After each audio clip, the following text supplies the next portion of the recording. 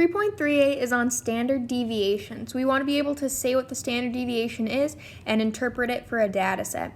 So the standard deviation just measures the amount of variation or spread from the mean of the data. So we use this symbol called sigma. So it's kind of an O, the letter O with a tail on it. That is the letter we use to represent the standard deviation. So anytime you see that letter, you should think standard deviation because that's what it represents. There are two types of standard deviation, the sample standard deviation and the population standard deviation. We're going to be using the population standard deviation, which is where we find the standard deviation of our entire data set. So we use all of our data, not just a sample of it. And we're going to actually be using Desmos to compute this. And so when we use Desmos, we'll be using this operation, STDEVP, which stands for standard deviation population. So, looking at our standard deviation, again, it's measuring the spread from the mean. So, the closer the standard deviation is to 0, the closer the numbers are to the mean, which means 0 is good. You want your standard deviation to be small, right? You want it to be small. So, if your standard deviation is equal to 0, that means all the numbers in the data set are exactly the same. If your standard deviation is 5, that means your numbers are slightly spread out. And if your standard deviation is really big, like 20, that means that your numbers are really spread out, right? There's a large range for all of your data. So that's what the standard deviation tells us. Let's look at a couple of examples so we can kind of start to understand what this number or the standard deviation tells us.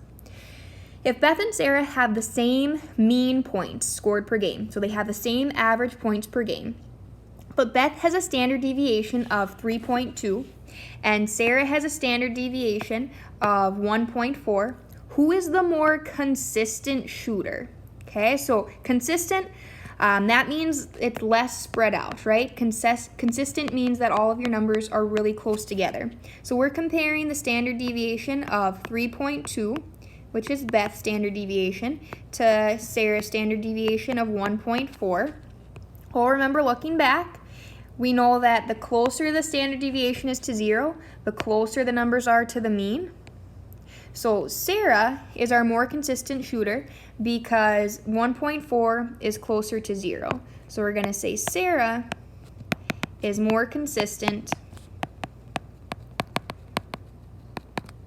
because 1.4 is closer to 0 than 3.2 is. And that's our answer. That's all we need. So let's try one more like that. This time, if Susan and Tom have the same average test score, but Susan has a standard deviation of 2.3 and Tom has a standard deviation of 6.1. So Susan is 2.3, Tom is 6.1. Who is the more consistent test taker? So go ahead and pause the video. What's your best guess? Well, hopefully you said Susan. Susan is the more consistent test taker because, again, 2.3 is closer to 0. So we could say Susan is more consistent because 2.3 is closer to 0. And that's our answer. So that's what the standard deviation is telling us. It's telling us how spread out the test scores are, or how spread out the average points are. Susan's are really close together, Tom's are really far apart. So maybe Tom got like a 30, and then a 70, and then a 100, and Susan got an 80, an 85, and 74. Right? Susan's are close together, Tom's are really spread out. Now, in those problems, the standard deviation was given to us, but we also want to be able to find the standard deviation. So we are going to use Desmos to find the standard deviation. In order to do this, we are going to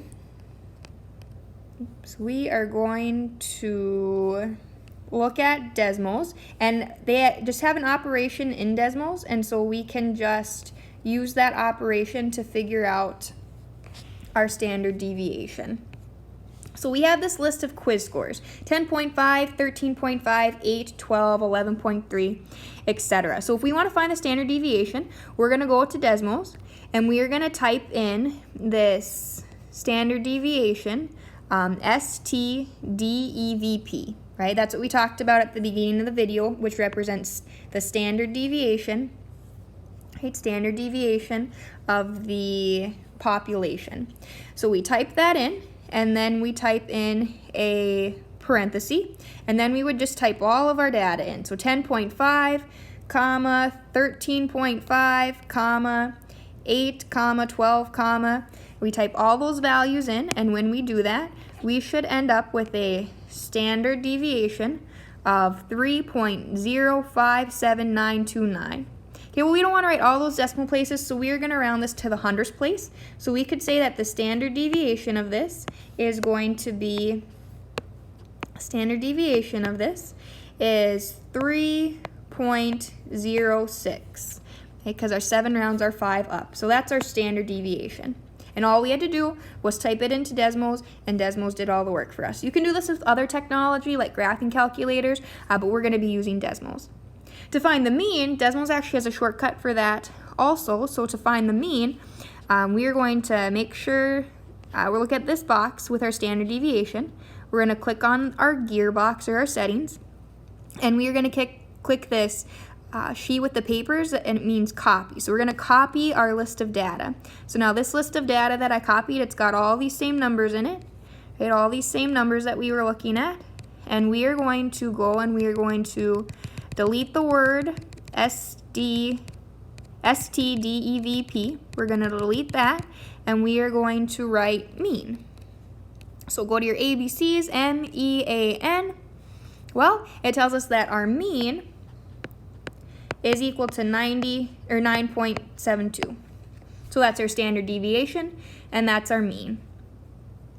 Let's look at one more example. So now would be a good time to pause and see if you can figure out the standard deviation for this next list. Okay, you're going to start off the same way. Type STDEVP into your Desmos, and then just type in your list of data. Remember to separate your numbers by commas, otherwise it'll think it's one gigantic number, and we don't want that. Okay, so when we type that in, you should have gotten 7.141428, etc. Again, we're going to round it to the hundredth spot, so we are going to say that our standard deviation is 7.14. Well, our mean, we're going to go to our settings. Again, we're going to copy this, and we are going to type in our mean. So we want MEAN, and that tells us that this data set has a mean of 18. So remember, the mean is where you take the sum and you divide it by how many. That's what Desmos did. They just did it faster than we could do if we were to do it by adding the numbers up and dividing by how many. The median and range, if we finish this problem off, remember we have to order our data from least to greatest for the median and range. So if we have 10, then 11, then 13, then 15, then 16, then 23, 24, and 32. So it looks like we have a median of, let's find the middle here, right between 15 and 16. So that would be a median of 15.5. A range, well, our highest number is 32. Our lowest number is 10. So that gives us a range of 22. And this last question we want to answer, what does our standard deviation of 7.14 tell us about our data? Well, remember that when we were looking at it, we said a standard deviation of 5 is slightly spread. So 7.4 is pretty close to 5, so we could say that our data is slightly spread. It's not really close together, it's not really far apart, but it's slightly spread out. And that is our standard deviation.